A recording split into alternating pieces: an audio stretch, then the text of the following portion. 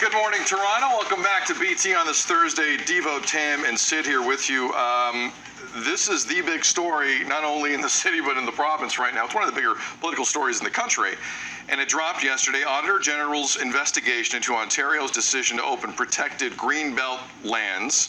It's been talked about for a while. Open it up for housing development. The Auditor General found the process did favor developers with ties to the Housing Minister's Chief of Staff and failed to consider environmental, agricultural, and financial risks and impacts. Basically, there was no process. The Attorney General also found the selection of lands removed from the Greenbelt was, quote, biased, seriously flawed, and was dismissive of effective land use planning, end of statement from the Auditor General. The decision was also not necessary, according to the Auditor General, to meet the province's housing target of 1.5 million homes. She made 15 recommendations in this. The Ford government said, you know what, yeah, no problem. We're gonna accept 14 of those. The one they're not going to accept is to actually open up the lands to other developers. That plan is a bridge too far, apparently, for the Ford government. Again, Minister Steve Clark, Minister of Housing in this province, will talk to Tammy, scheduled to talk to Tammy at the bottom of the hour. There's a lot of lanes to this highway, Tam. Where do you want to take it? Oh, I think that we can start off with the fact that this is something that's not being reconsidered. I think a lot of people will have questions about that, considering that the AG has come out and said that this process is flawed, and that the Premier and the Housing Minister did, when they responded to it very shortly after the report was released, said, you know what, mistakes were made. It was admitted, and they had said that they are committed to making changes to ensure that a process like this is followed in a different path next time. But this time, we're still going ahead with it.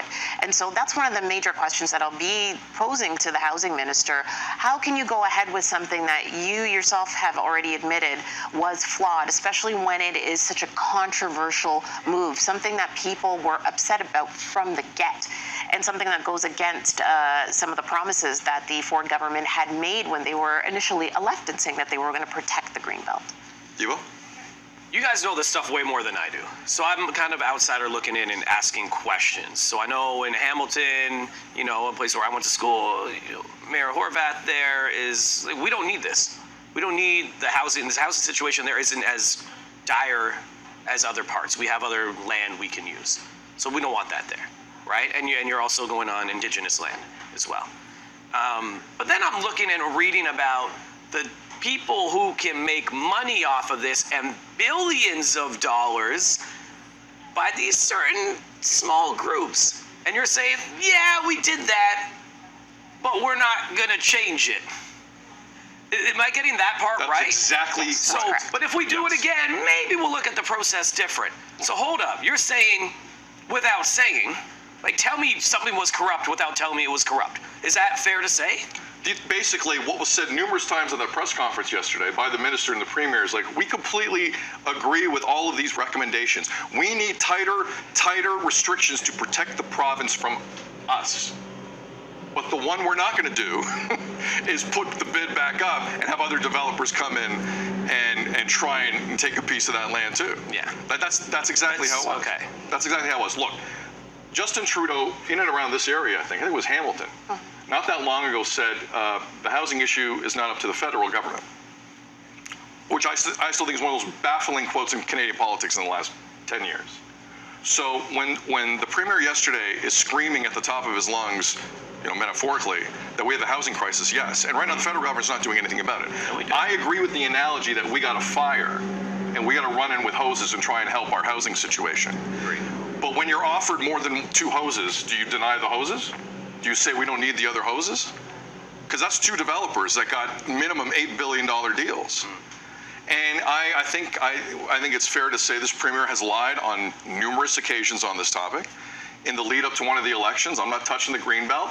Boom, touched the Greenbelt in a serious way. When this deal happened and it was pushed through Queen's Park late last year, he said, no, there's nothing wrong with this, is on the up and up. Lie. That wasn't true. And he stood there with his minister yesterday and tried with a straight face, told the media these are not friends of his when they're at numerous events of the Premier's over the last several years. Third lie. Third lie. I also don't like the dog whistling around immigration in this province about the housing issue. I heard immigration brought up yesterday in that press conference maybe 15 times as a way to soften this blow.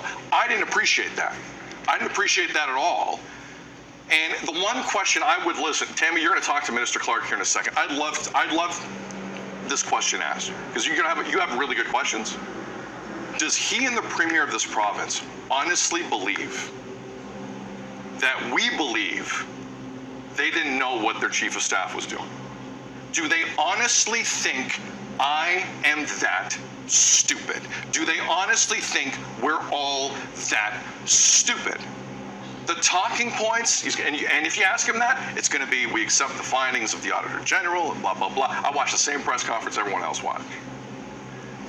Does he think we're that stupid that he didn't know as Minister of Housing and the Premier of the province didn't know an $8 billion land deal was cut even before it was announced?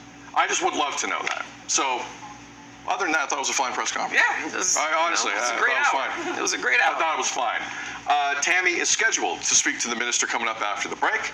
We're hoping that happens. Also coming up at 7:40, Kisa has a well-crafted selection of cocktails on their menu, and Jean Paul, who has been eating on the regular for this show, will again sacrifice for the greater good. Coming up. You're watching BT.